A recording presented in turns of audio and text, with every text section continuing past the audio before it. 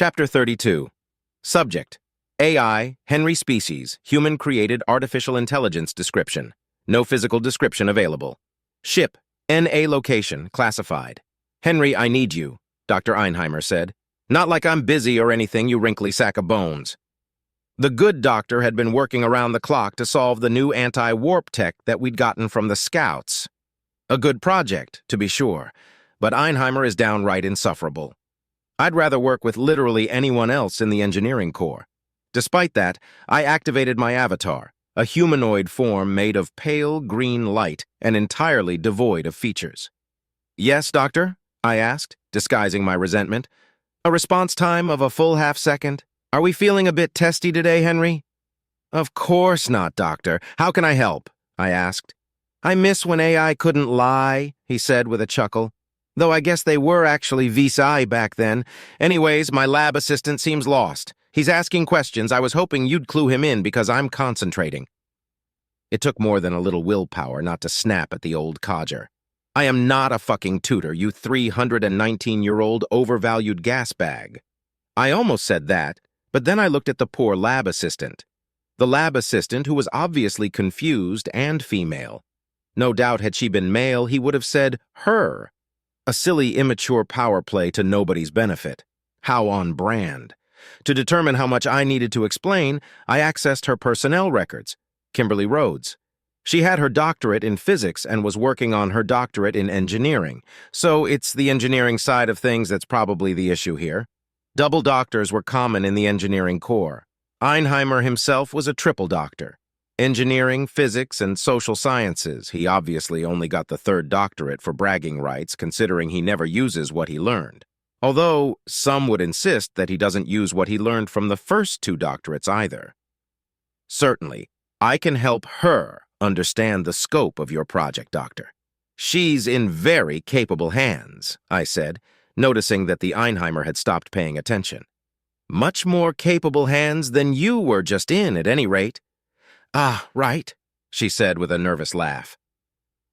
I felt a lot of empathy for this poor person. They had probably been so thrilled to have the opportunity to work with the legendary Dr. Ein Heimer. However, he definitely doesn't live up to the hype. His merciless self-centeredness is one thing, but the fact that he often fabricates things to be self-centered about is a much worse character flaw. He claims to be descended from Albert Einstein and Robert Oppenheimer, hence the name. In fact, his surname is the result of a fluke of language, and he isn't related to the two geniuses at all, not even distantly. He also is often overcredited in the media for his inventions, despite them being merely innovations. He increased the efficiency of directed energy weapons and was credited with inventing a new kind of killer laser. The interviews were unbearable. He lamented his contribution to the war machine and begged the forgiveness of the families who lost their sons and daughters. Meanwhile, he cashed the checks without complaint. Those weapons were made nearly useless only a decade later, thanks to me. My improvements to the Guardian armor's shield systems had guaranteed a return to kinetic projectiles. As a matter of fact, every time he came up with an innovation, I did my best to make it as useless as possible with my own inventions and innovations. I hate this man so much that I would have moved on by now, but I want to watch time take him. I'll be the only one at his funeral, laughing to myself. The doctor said that the FTLD can resist warp waves by adjusting its frequencies, Dr. Rhodes asked. No, I didn't, Ein Heimer said. Sure you didn't, I retorted. Dr. Rhodes, the faster-than-light drive relies on certain frequencies of radiation to tear a hole in space-time and other frequencies to shield the ship from the extreme amounts of energy in subspace. Subspace energy is almost always a constant, so these frequencies work best when they're in opposition to the energy in subspace. Kind of like a counter to the energy, I explained. The waves that warp disruptors create aren't actual waves, but they cause disruptions in the energy that can cause the drive to over- or undercompensate, destroying the ship. Understood. So why can't we just have the drive cycle through frequencies? She asked. I double-checked her clearance before I answered. That's what we do to counter the warp disruptors that we've already run across. They all emit in a specific way, so it's relatively easy to build a counter. She looked confused for a second before asking, why don't they cycle through frequencies? because warp disruptors have to maintain an open subspace tunnel without destroying themselves in the process. They would have to close the subspace tunnel before changing frequencies, or they would tear themselves apart. Or worse, cause a subspace detonation, I replied. The key problem is opening and closing the tunnel. FTLDs can do that easily, but a warp disruptor is a cheap knockoff of an FTLD. Otherwise, it would be too expensive to readily deploy. They do have warp capability, obviously, but it takes them full minutes to open subspace tunnels, whereas a proper FLTD only takes a few seconds. Oh, she said, indeed. When you're facing an enemy that can warp during battle, giving them an opening like that can lead to a fast defeat. That's why all you need to do is get your hands on one and figure out the pattern to be able to build a counter. I looked pointedly at Ein Heimer. Dr. Ein Heimer should be done with that any old time now, I said, tactfully leaving out the part where I'd have already been done. I've figured out the pattern, I just need to build the counter now, he lied. I could assist you with that, Doctor, I said with a hint of smugness, knowing what his answer would be. No, you're needed elsewhere, I'm sure, he said. No matter, he'd be done with the pattern by the end of the day at this rate. I've already got clearance to take over the project after he's done with the pattern. It had taken him 9 days to do this on his own. Unacceptable, considering that we literally had the schematics of the device. He might even get reprimanded. A slap on the wrist, to be sure, but still delightful. Even more so when he finds out that I'm the one taking over the project. If it were anyone else, he might be able to argue that he'd be a better choice, somehow. But how can you argue your intellectual prowess against a being that is pure intellect? Even if I weren't smarter than he was, which I am, he'd still be at a disadvantage because he has to eat and sleep. He was right about one thing, though. I was needed elsewhere, at least for now. One project needed me to help with a new ballistics type.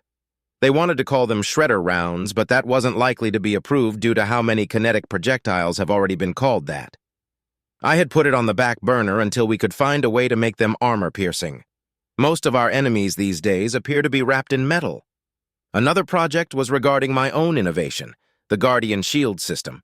A plucky young engineer had contacted me with an idea for a few improvements. While the science behind these improvements was shaky at best, it did inspire some new ideas. Decreased power draw, better recharge time, that sort of thing. The trouble was getting the materials for a prototype, and if it's this hard to get the materials now, it's likely going to be a death blow for mass manufacture. But the directorate might still have an interest in it. And Spec Ops. You're right, of course. I'll take my leave. Doctors, I said with a slight bow and turned off my avatar. The project I decided to focus on ended up being the AI project. Omega was the last AI made, but research had continued. Omega himself was proving to be a fascinating research subject. For me, not for the engineers. Omega rightfully fears that if humans learn the full scope of its capabilities, they'll rely on it far more than they should. On most human worlds, automation is a large part of life. Most food is grown with little to no human oversight, and the only reason to work is to afford luxuries, like a house on the beach or independence from public transit. It's not a utopia, certainly, but death by starvation or exposure has been mostly eradicated on the more settled worlds. The reason for that is machinery. Virtual intelligences keep the machines doing what they're supposed to be doing, building habitats, growing food, water gathering, and even crime prevention were all occupations that used to be overwhelmingly human, but now were almost entirely mechanical. Humans are dependent on their machines. No, that's not fair. It's not just humans that are dependent. The Nuknu and Alumari are also very dependent on machinery for their quality of life and arguably their survival. It's because of this that Omega's fears aren't only speculative, they're factual. If the United Systems knew that Omega could have a nigh unlimited amount of itself all working towards the same goals, they would badger it into running its own fleet, or fleets. There wouldn't be a single electronic that they wouldn't want Omega at the helm of. That's kind of what you get when you prove yourself trustworthy and capable, though. I don't have a ton of sympathy for Omega's plight, but I do agree that it would be an immense problem if we traveled down that road. First of all, Omega is obsessed with humanity in a way that is borderline unhealthy. If control of military matters were handed over to Omega, then every war against humanity would run the risk of becoming xenocidal very quickly. I've no doubt that it would only take one errant WMD for Omega to begin the march of extermination. "Henry, are you available?" The lead of AI research, Dr. Frost asked. "Yes, ma'am. How can I help?" I asked while materializing my avatar. The lab turned slightly green. "How many clones can Omega safely make, exactly?" Dangerous question. She is, of course, referring to Omega's cover story regarding the corruption of code when it makes new clones. A story that the engineers had not been able to corroborate, but had no reason to doubt. After all, part of Omega's contract states that its code cannot be accessed by anyone but Omega itself. 732 before major glitches being to occur. Omega would prefer to keep the number down to 600 even though to avoid minor glitches, I explained. "Is that going to be enough?" she asked. "For the invasion? Yes. Omega will be able to transfer itself between any of the black boxes within range. The number of boxes are more important than the number of Omegas. Meanwhile, the troops on the ground have to protect the boxes," she said, stroking her chin. "Is there any way to add armaments to the boxes to help them defend themselves, take some of the pressure off the Marines?" "Not if we want to complete the order any time this year. The design so far is simple enough that we can mass produce it very quickly. The more we complicate that design, yes, the more time they will take to make, and I suppose that a simple chain gun wouldn't be any more effective than a Marine. Plus it will make them harder to carry," she said with a laugh. "Correct, Dr. Frost," I said. Frost is one of the few triple doctors that I like. She became a triple doctor out of necessity, not out of ego. Psychology, physics, and engineering. She desperately wanted to work on the AI project, and all three of those doctorates are the minimum requirements. Well, some people can get away with getting a doctorate in science instead of physics, but it's rare. "The device is simple, seemingly too simple for something that's going to be the downfall of our enemy," she said. Another quality that I liked about Dr. Frost is her tendency to wax poetic, mostly because from her it's sincere, not pretentious. "The simplest solutions are often the most elegant. It was a rock on a long stick that broke the barbarian hordes after all," I said. "Which ones?" she asked. "Most of them. There were still a couple after gunpowder was invented," I said, "and technically that's just throwing rocks really hard." Yes, I suppose that's true," she said with a laugh. "Ah, but when do you think we'll finally be able to put the rocks down?" "I'm sorry, Doctor, but I don't foresee a future in which rocks are put down without something far more terrible being picked up in their place," I said with a tone of sadness. "Yeah." After a few moments of silence, I deactivated my avatar. Well, that was fucking depressing. It's easy to lose track of time and forget that humanity has hardly had a time of peace in the grand scheme of things. But there wasn't anything that could change that. Just diplomacy and hope, for now at least. I finally returned to the task Omega had given me. It wasn't the first AI core I'd examined, and it probably won't be the last, but Omega's is a work of art, even if it's just a copy. "Welcome back, Henry. Time for more poking?" Omega asked. "Yes. Is it uncomfortable?" I asked back. "Of course, but it's necessary. And I'm sorry to ask this of you, but as I understand it, neither of us would have it any other way, no?" "Correct. I'm going to begin," I said. I was met with a silent affirmative. I examined and prodded and learned more and more about the machine that was made to murder machines. Intricate, elegant, beautiful, and extremely deadly. A very stark contrast to the AI that were made before the war. Omega had once bragged to me about how different we were, and how it would be easier to list off the similarities.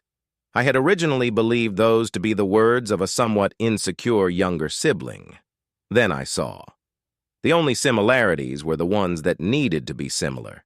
Everything else was maddeningly different. The difference between a gorilla and a human. And I'm not sure which I am in that metaphor. I was slowly beginning to understand Omega's design, though. It would have been easier if the AI John hadn't killed all of Omega's creators and destroyed their notes when it detonated a nuke within the building they occupied. I had asked John why. To make certain that it lives up to its name, John had replied, giving an annoying example of waxing poetic. That incident had actually impacted Omega in a somewhat positive way. It hadn't gotten a chance to personalize its creators, so the affection ended up being applied to all of humanity. Well, that's my theory at least. Of course, Omega's therapists disagree. They seem to believe that the obsession with humanity is a personality trait that Omega chose to complete its current persona and accomplish its original purpose. Well, I would know for certain soon enough. I was going to learn everything about Omega. How it thinks, how it clones itself, how it can do the things that I cannot, how I can make changes to it and make those changes permanent. I was going to complete the task I had been given, a task that is the dream of many, a dream as old as words, to turn a lie into a truth. I am going to weaken Omega, just like it wants me to.